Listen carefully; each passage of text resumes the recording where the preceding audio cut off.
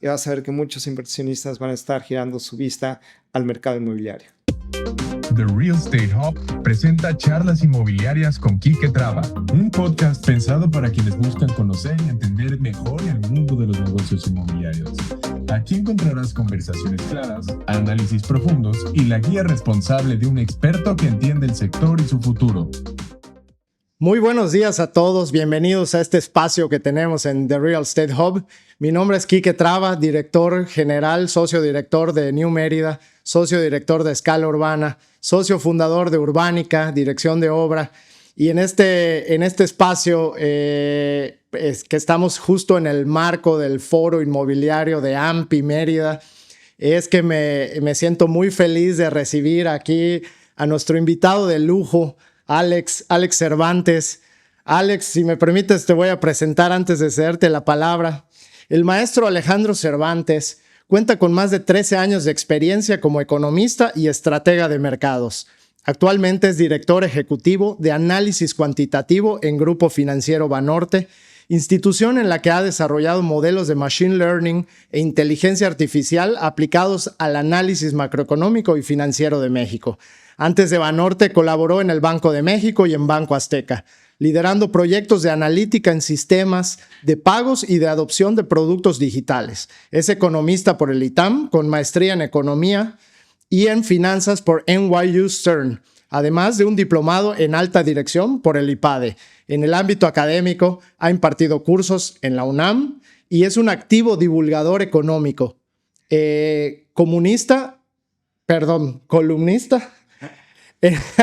Columnista en El Universal, colaborador en publicaciones del IMEF y conferencista en foros internacionales en México, Estados Unidos, Europa y Asia. Alejandro, bienvenido a este espacio. Muchas gracias, Quique, por tu amable introducción. No, encantado de tenerte aquí, Alejandro, sobre todo después de haber escuchado tu ponencia, tu gran ponencia en el foro inmobiliario de AMPI.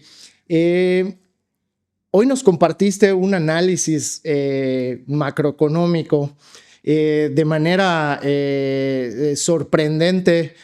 Alejandro, yo te quiero felicitar por tu gran ponencia. Estoy seguro de que a los más de 900 asistentes profesionales inmobiliarios el día de hoy se llevaron mucho aprendizaje por la manera de bajar situaciones tan abstractas a palabras sencillas a través de estos impresionantes modelos de machine learning, de big data, de scrapping, que nos estuviste platicando, que abonan a la estadística dura que tiene en sí un banco como lo es Grupo Financiero Banorte, para explicarnos y bajar a palabras sencillas cómo es la situación que estamos viviendo de incertidumbre, pero que si me lo preguntas a mí, Alejandro, la palabra incertidumbre pues la tenemos de alguna manera todos los stakeholders del sector inmobiliario en este momento.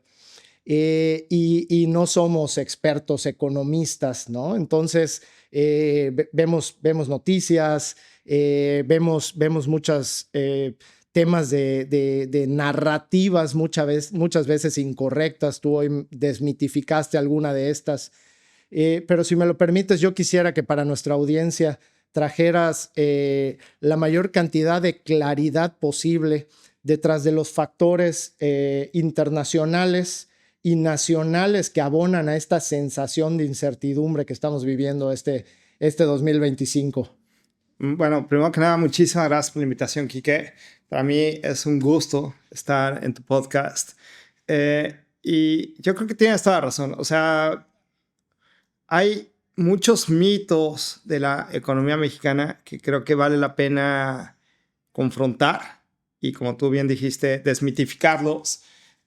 Uno de ellos puede ser la economía mexicana está desacelerando o tenemos un bajo crecimiento. Si vemos solo el dato del PIB, donde tuvimos un crecimiento sumamente bajo en el primer trimestre del año y ligeramente bajo también en el segundo trimestre del año, te podría decir, sí, la economía mexicana está desacelerando, ¿no? Pero yo creo que vale la pena entender por qué se está desacelerando la economía mexicana, ¿no? el año pasado el PIB de México creció 1.5%. Este crecimiento de la economía mexicana hasta cierto punto estuvo sustentado por el proceso electoral que se llevó a cabo en nuestro país el año pasado, ¿no? Usualmente cuando hay elecciones presidenciales en nuestro país, ese gasto que hace el gobierno federal y los estados y municipios para poder pues apoyar a los candidatos de cada uno de los partidos que lideran tanto el gobierno federal como las entidades y municipios mexicanos, explican alrededor del 0.8% del crecimiento económico de ese año. ¿Qué implica esto? Que dado todo este gasto que se dio por el proceso electoral, si no hubiéramos tenido elecciones en 2024, el PIB de México hubiera crecido de 1.5, que fue el crecimiento real, solo 0.7%. Ahora, todo este gasto que se efectuó en 2024 es dinero que el gobierno tuvo que endeudarse más o incluso sacrificar puntos estratégicos en los cuales un gobierno siempre gasta. Dicho de otro modo, el gasto que se efectuó en 2024 para soportar esta máquina electoral que tuvimos el año pasado es dinero que se dejó de gastar este año. Entonces, de no haber habido elecciones presidenciales en nuestro país, el año pasado habíamos otra vez crecido 0.7%. Este año, en lugar de tener un pronóstico de crecimiento de 0.5%, que es muy bajo, nuestro estimado hubiera sido de 1.3, 1.4%, que ya es un número mucho más cercano a la tasa natural con la cual crece la economía mexicana, que la mayoría de los economistas la tenemos estimada en 1.8%, ¿no? Entonces, ese primero yo creo que es un gran mito que tenemos que confrontar. La economía sí se está desacelerando, pero uno de los factores es simplemente esta atonía en el gasto de gobierno, simplemente porque el año pasado se gastó mucho. Este año tenemos que hasta cierto punto controlar el gasto. Y otra de las razones es la fuerte caída que ha presentado la inversión en nuestro país. No solo la inversión de gobierno, sino también la inversión privada. ¿Por qué? Porque por mucho tiempo la tasa de referencia, que es con la cual el Banco Central o el Banco de México trata de controlar la inflación, estuvo en niveles muy elevados. Tuvimos una tasa de referencia de 11.25%. Ahorita el Banco de México ha bajado paulatinamente esa tasa. Estamos en una tasa de 7.75%. Es muy probable que a finales del próximo año tengamos una tasa de 6.5%.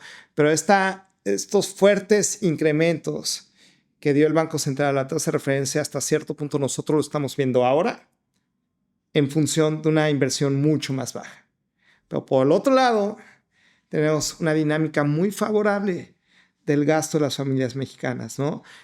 Algo que presentamos ahorita en el foro de la AMPI es una nueva gama de indicadores económicos que hemos generado en Banorte utilizando la información transaccional de nuestros clientes, y esto es algo muy importante. No es de que me estoy metiendo a tu cuenta, Quique, y veo Quique gasta X cantidad de pesos todos los meses, sino lo que hacemos es agregar el gasto que hacen todos nuestros clientes, lo pasamos a través de modelos o los filtramos a través de modelos de aprendizaje de máquina, y con esto podemos tener un diagnóstico sumamente preciso y oportuno de cómo se está comportando el consumo privado, ¿no?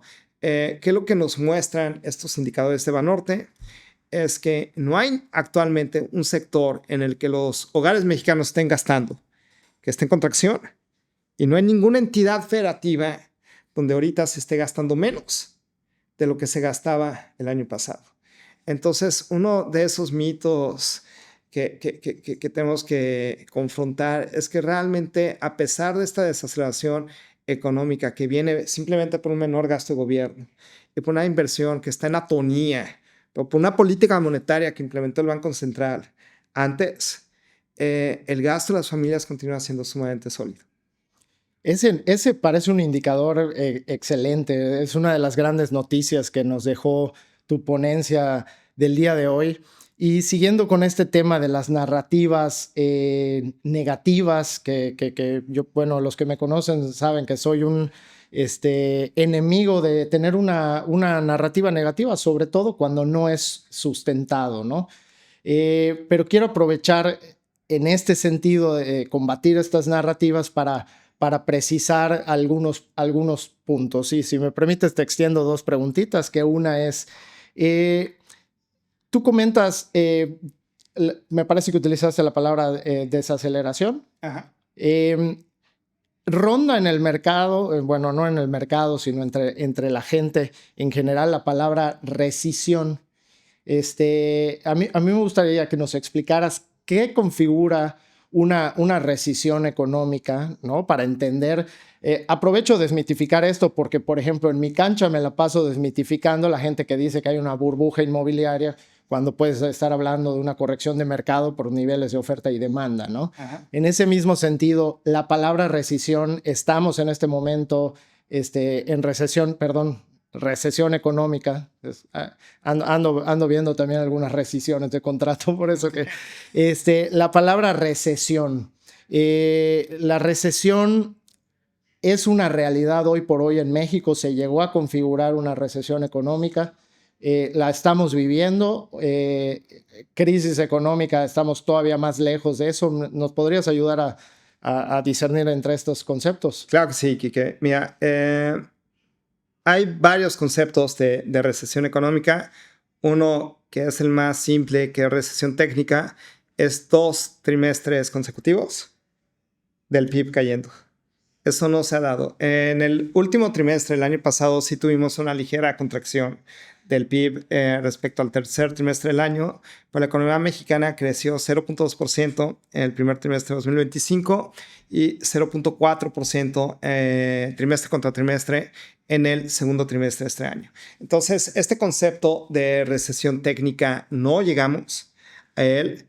Una recesión incorpora otros indicadores económicos para poder realmente aludir a que estamos en este ciclo económico recesivo. Uno es cómo está la tasa de desempleo. Necesitas niveles elevados de tasa de desempleo. Necesitas también contracciones en la actividad industrial, en el comercio minorista, obviamente en el PIB. Y la verdad es que no estamos viendo eso. Como vimos ahorita en la presentación, el gasto de los hogares mexicanos es ahorita el principal motor de crecimiento de la economía mexicana, ¿no? La tasa de desempleo. La tasa de desempleo, si agarramos una línea de tendencia, en la mayoría de las entidades federativas está en los niveles mínimos históricos. Y puede haber como esta imagen de recesión económica si la gente analiza la creación formal de empleos. ¿Qué es la creación formal de empleos? Es un indicador que publica el IMSS a través de la Secretaría de Trabajo y Previsión Social, donde mes a mes te dicen cuántos empleos formales se generaron. ¿Cómo lo mide el IMSS? Es simplemente todos los trabajadores que se afiliaron al Instituto Mexicano del Seguro Social, ¿no? Este indicador se ha mostrado una fuerte desaceleración durante este año, pero la tasa de desempleo está en mínimos históricos. Son 2 indicadores contradictorios, ¿no? Por un lado, este indicador del IMSS te está diciendo que no hay que la manera como los mexicanos se están contratando en la economía formal se está desacelerando, pero el otro indicador, que es la tasa de desempleo, que se realiza a través de una encuesta que levanta el INEGI, que se llama la Encuesta Nacional de Ocupación y Empleo, está en niveles mínimos históricos, lo cual significa que el desempleo está muy cercano a los mínimos que hemos tenido en la historia económica de México. Si juntas estos 2 indicadores, lo único que te dice es que estamos en una coyuntura de saturación del mercado laboral mexicano. ¿Por qué saturación? Es simplemente la creación formal de empleos es baja, porque no hay trabajadores que puedan cubrir las plazas que se están demandando por parte de las empresas. Y es por eso que la tasa de desempleo está en niveles históricamente bajos. Digo, en Yucatán es una realidad esta escasez de la mano de obra. En el norte del país, si vas a ciudades como Nuevo León, como Culiacán, como Tijuana, uno de los principales problemas que dicen los empresarios es que no encuentran trabajadores en sus sectores económicos, y esto se debe a varios factores. Uno, ha habido una salida de un porcentaje de personas que están incorporadas en el mercado laboral. Parte de esta salida se debe simplemente a los beneficios que pueden derivar de los programas sociales, pero la otra también es un simplemente desplazamiento de la pirámide poblacional de México. Entonces, esta fuerte desaceleración en la creación formal de empleos, lo único que nos está mostrando es que no hay los trabajadores suficientes en la economía mexicana para cubrir toda esta demanda de empleos. Y otro indicador que hasta cierto punto puede soportar esta idea es la dinámica de cómo se están comportando tanto las revisiones salariales como el salario promedio de cotización que reporta el IMSS. Están en máximos históricos las variaciones. ¿Por qué?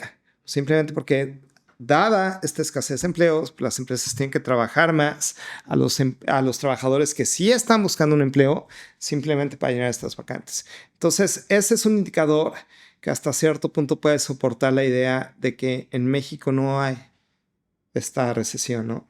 Correcto, pues te agradezco muchísimo esa respuesta, y me abre muchísimas preguntas adicionales, ¿no? Porque por un lado, contamos con una tasa de desempleo en niveles históricos muy buena.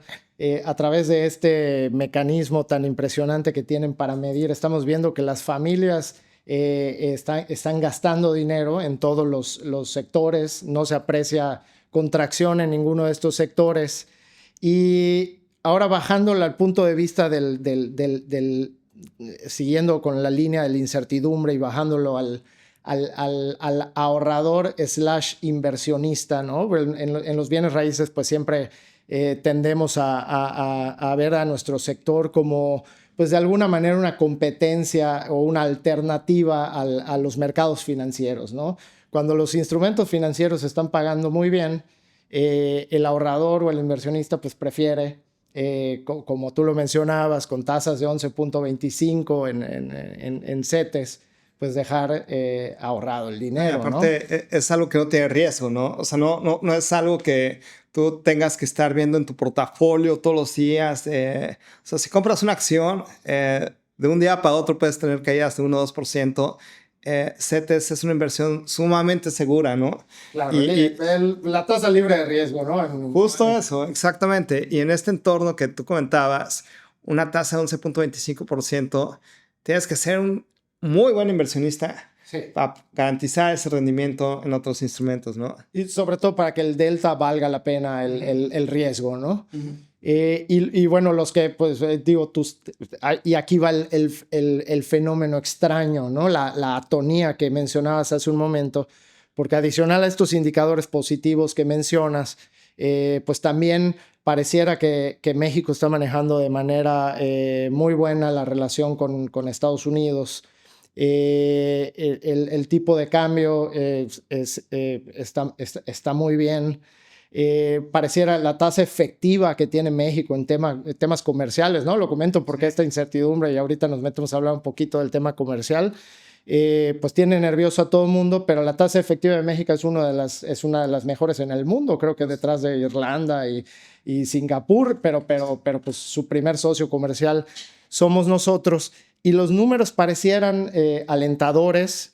Tú lo bien decías, Banorte está estimando un crecimiento económico de 0.5 para este año y 1.8 para el próximo año, que coincide un poquito con el nuevo paquete económico que al menos con los límites inferiores. Pero lo publicamos primero nosotros, entonces...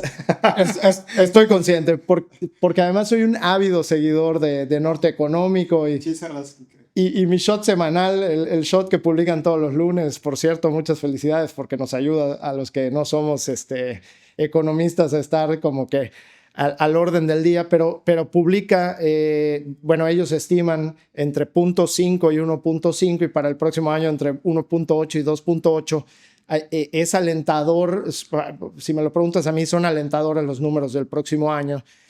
Y a pesar de este tema, los que tenemos dinero ahorrado en CETES, que nuestro comportamiento normal es, oye, pues sí, a doble dígito, pues no hacemos nada, lo dejamos allá. Pero cuando empiezan a haber estos recortes y empieza a bajar a 9 y a 8 y ya estamos en los 7 y creo que el 25 de septiembre nos toca un posible recorte de 25 puntos base más, está ocurriendo un fenómeno que los que tenemos no estamos sacando ese dinero a circular porque hay incertidumbre, ¿no? Es la preocupación por la liquidez.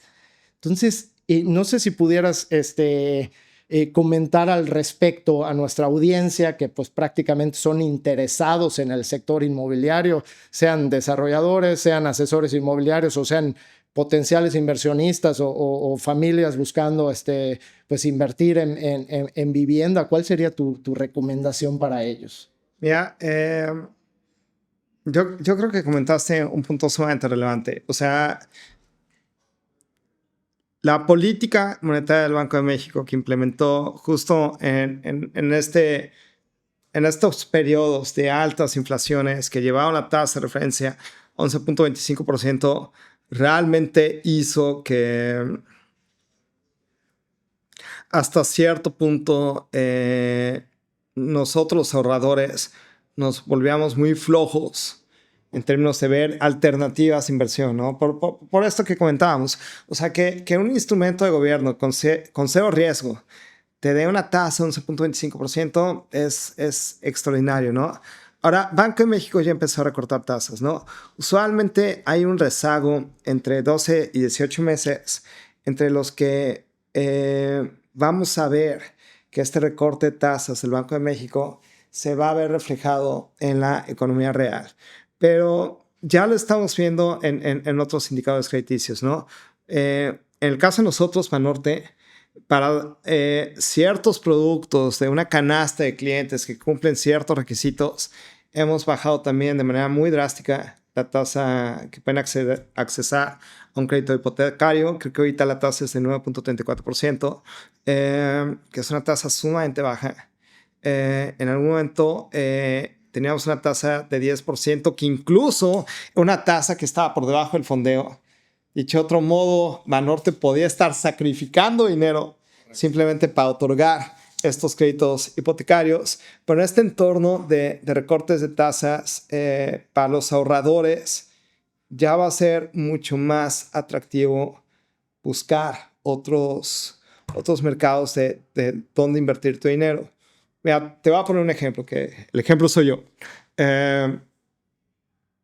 Como bien contaste, estamos esperando que en septiembre Banco de México recorte la tasa de referencia en otros 25 puntos base. Queda la reunión de política monetaria de noviembre y diciembre. Ahí esperamos otros 25 puntos base en cada reunión de política monetaria y estamos esperando otros 50 puntos base en la primera mitad del próximo año. Dicho de otro modo, la tasa de referencia va a alcanzar un nivel de 6.5% al cierre de junio del próximo año. Yo, en junio del próximo año, voy a solicitar un crédito hipotecario para comprar un departamento en la Ciudad de México, ¿no? ¿Por qué me voy a esperar hasta el próximo año? Es simplemente, bueno, primero porque ya lo tengo medio negociado, que el dinero lo voy a dar en la segunda mitad de 2026, pero también porque quiero aprovechar este entorno de recortes de tasas. Entonces, ya cuando los inversionistas vean que Banco de México se está acercando ya a este punto final de recortes de la tasa de referencia, es donde yo creo que vas a ver más inversionistas que van a estar girando su mirada a otros mercados de inversión, como puede ser el inmobiliario, como puede ser equity. Yo, sin dar una recomendación personal de inversión, usualmente tengo un portafolio de 60-40, 60 equity, 40% renta fija. Ahorita, yo creo que a principios de este año, que me ahorré toda la bajada del mercado accionario, me fui como un 95.5 de renta fija, 5% equity, pero también desaproveché toda la subida que luego hubo correcto. en el mercado accionario. Entonces, de hecho me hubiera ido mejor si me lo hubiera quedado. Si hubieras mantenido tu forma. Exactamente. Pero dado que voy a tener que desembolsar una cantidad importante el próximo año, pues dije, mejor me voy a un activo muy seguro, que son los CETES, y que todavía estaban pagando un rendimiento muy alto, ¿no?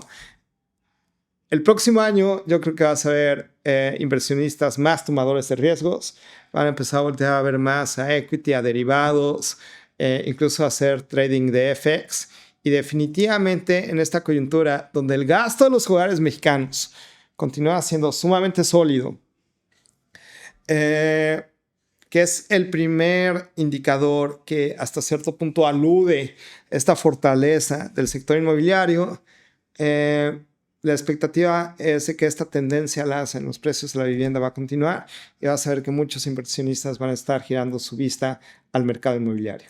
Gracias por este ejemplo, sobre todo personal, que nos ayuda muchísimo. Por ejemplo, podríamos inferir, sin comprometer por ningún motivo la respuesta, que quizá invertir en algún tipo de preventa en este momento, en donde pues, los desarrolladores usualmente ofrecen una forma de pago baja y que pudieran haber una entrega para mitades del próximo año o finales del próximo año para contratar el crédito hipotecario, podría ser una buena idea, porque el que precompra pues amarra de alguna manera un precio. La tendencia pues sabemos que va a seguir para arriba, ¿no? Lo cual pues garantiza un tema de una buena inversión, entre muchos otros factores, porque por supuesto hay que optar por grupos responsables que estén orientados a largo plazo, pero podría ser esto una buena inferencia. Es justo lo que yo estoy haciendo. O sea, de hecho yo agarré una preventa, tuve que dar un anticipo de como de 10%.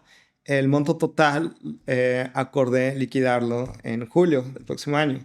Entonces, de hecho, el departamento creo que me lo van a entregar en mayo. Me da tiempo de que Banorte pase el avalúo y todo, y ya en julio es que voy a liquidar la diferencia con crédito hipotecario. Pero ahorita este mercado de preventas, obviamente tienes que hacer la tarea de buscar qué grupos son los ¿cómo se llama? Los buenos, ¿no? Porque no hay nada más decepcionante que llegar a comprar una vivienda y darte cuenta que lo que te vendieron no era lo que te prometieron, ¿no? Entonces, aquí el inversionista o los hogares que vayan a voltear a este mercado inmobiliario, ya en este entorno de tasas bajas, realmente tienen que darse esa tarea de estar buscando, primero hacer la tarea de qué grupos inmobiliarios van a hacer la preventa, y segundo también ver el valor que puede tener la propiedad hacia adelante, ¿no? Y yo creo que ahí son factores muy generales. O sea, un tema que lo platicamos ahorita en esta conferencia del AMPI es el tema de seguridad. O sea, que la vivienda o la ciudad donde vayas a comprar esta vivienda, ya sea si quieres una casa, un departamento de vacaciones, o realmente quieres vivir ahí, que sea una ciudad que sea sumamente segura, que tengas un cierto análisis de cómo han evolucionado los precios de la vivienda en ese lugar. Y para ello, el INVAPREVI, nuestro indicador Banorte de precios de la vivienda, creo que ofrece esta herramienta para dar este seguimiento a los precios de la vivienda. También es un factor fundamental, porque finalmente es un instrumento más de inversión, ¿no? Otro ejemplo que puede ser también muy personal, ¿no? Mi papá luego compra, o en algún momento compró muchos departamentos para rentarlos, ¿no? Entonces, algo que mi papá ponderó en ese momento es: compro departamentos, tengo el capital, que es el departamento en sí, pero la renta que estoy cobrando es como si fuera un cupón que me está pagando el bono, pero de manera mensual, ¿no? Y aparte es un activo que se está revalorizando todos los años, ¿no? Entonces, yo creo que realmente ahorita el sector inmobiliario en México va a ofrecer oportunidades de crecimiento sumamente fuertes. Tenemos un fenómeno de la gentrificación que en varias ciudades ya está afectando al alza el precio de la vivienda. Va a haber otras ciudades que podrían verse favorecidas por esta mayor demanda de vivienda que está generando la gentrificación. Entonces, es un mercado sumamente atractivo para invertir a partir de este año porque las tasas ya están bajando. Nada más que, como tú bien dices, Quique, hay que hacer bien la tarea, ¿no? Porque 100%. Es el patrimonio principal de cualquier hogar, ¿no? Sí, correcto. De hecho, le acabas de dar justo a la misión de este espacio que estamos haciendo de contenido.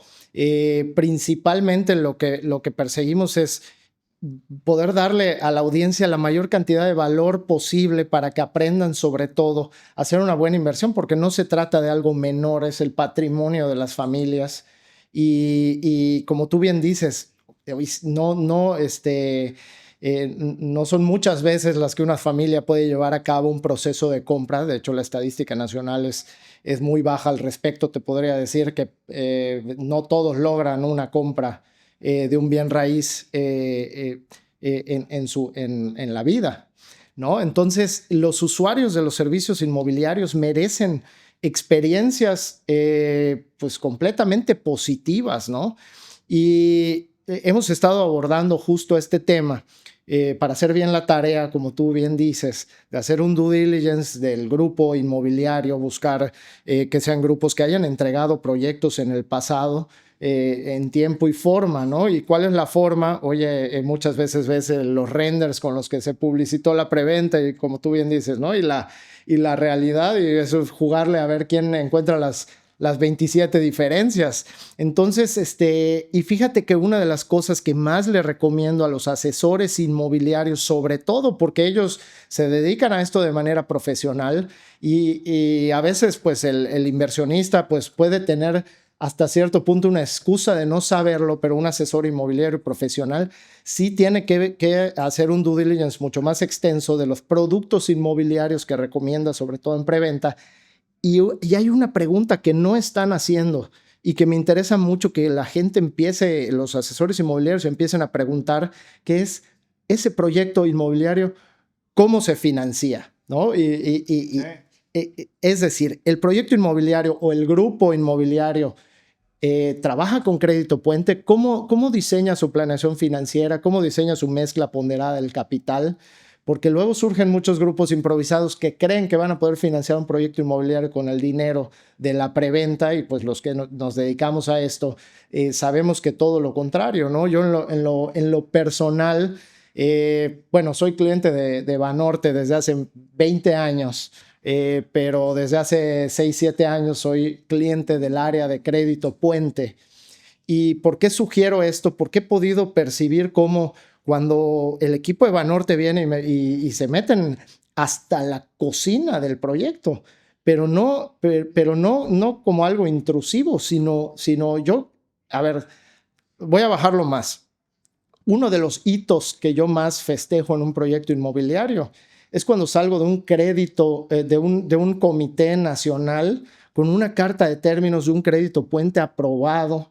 Y eso quiere decir que una institución como Grupo Financiero Banorte, ¿no? El Banco Fuerte de México, ve el proyecto inmobiliario de la misma manera que tú lo ves, después de haber validado todo el dictamen técnico, ¿no? La parte jurídica, la parte de crédito, la parte de la experiencia, quién va a construir, quién va a comercializar, toda la solidez que hay detrás, quiénes son las personas, porque he visto que los bancos le apuestan mucho a las personas y bueno, pasas una cantidad de filtros en los cuales pues yo puedo inferir que, oye, ¿qué due diligence más fuerte va a ser un inversionista que el que ya hizo un banco que le está apostando a financiar un proyecto? ¿Te parece esta una buena recomendación? Definitivamente, porque aparte también entra la parte reputacional del agente inmobiliario, ¿no? O sea, finalmente tú cuando le recomiendas a una familia o cuando le das una oferta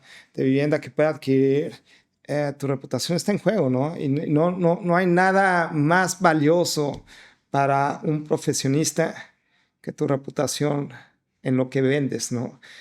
Ahora, desde el punto de vista de los bancos, y en el caso de Banorte, es el dinero de nuestros clientes el que estamos prestando, ¿no?